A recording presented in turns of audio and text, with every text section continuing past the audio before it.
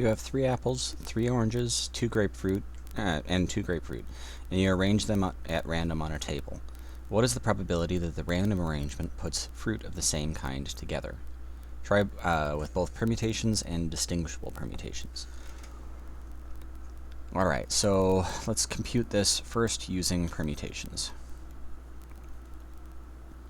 So if we want to say we get all the fruit of the same kind together, this will be my event E.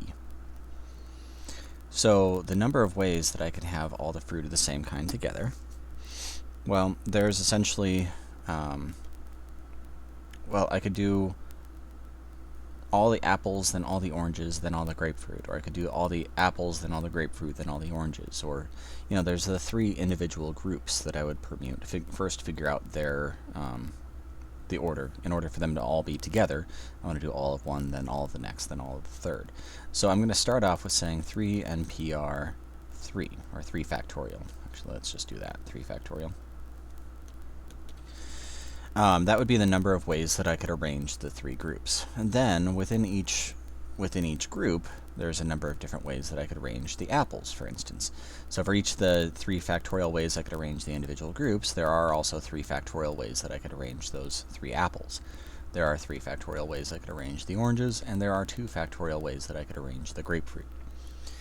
So we end up with, this is the number of ways that I could arrange fruit so that all of the same kind end up being together. If we don't care about the same kind being together, this is the n of s, because I'm trying to figure out the probability of E, which is n of E over n of s, so I'm figuring out n of s right now. I don't care about the fruit of the same type being together. This would end up being 8 factorial, the total different number of ways that I could arrange all the various fruit. There's 8 spots I could put the first piece, there's 7 spots I could put the second piece, and so on until we've gone through all of them. There's 8 factorial ways. So let's figure out what these numbers are. We have 3 factorial is 6, so I'm going to take 6 times 6 times 6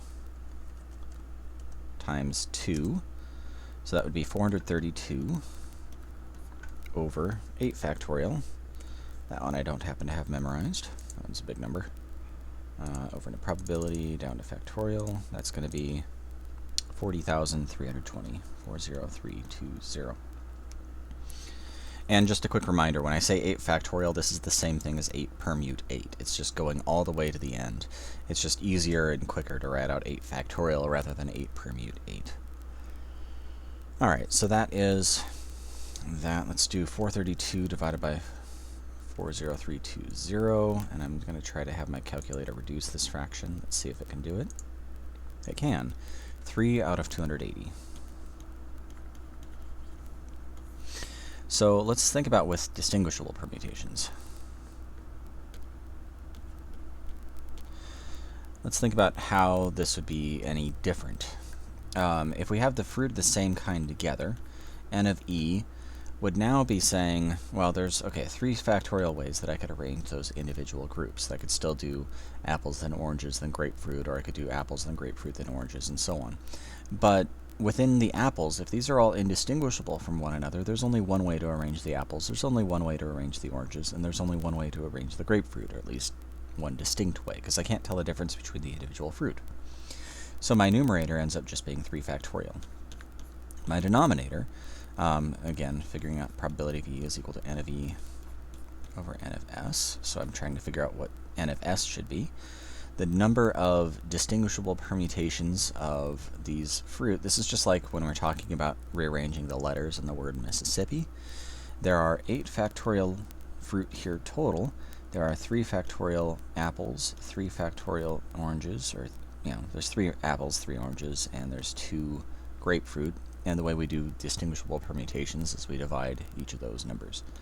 So that's a 6 for that number, 8 factorial,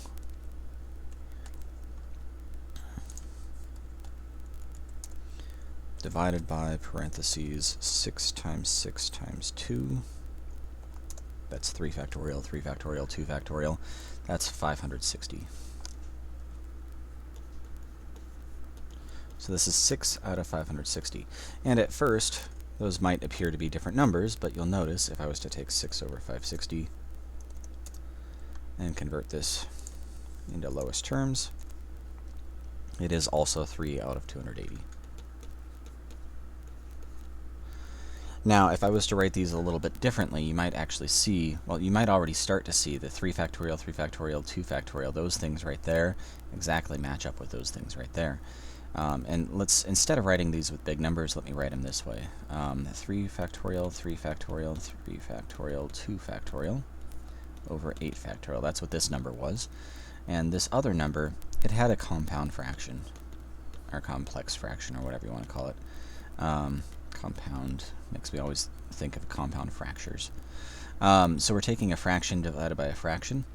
If I want to convert this into a non-complex fraction, not a stacked fraction like this, what I need to do is I need to take 3 factorial, that's the top part of the fraction, and multiply it by the reciprocal of the bottom part. This is 3 factorial, 3 factorial, 2 factorial over 8 factorial. And you can see we end up getting 3 factorial, 3 factorial, 3 factorial, 2 factorial over 8 factorial.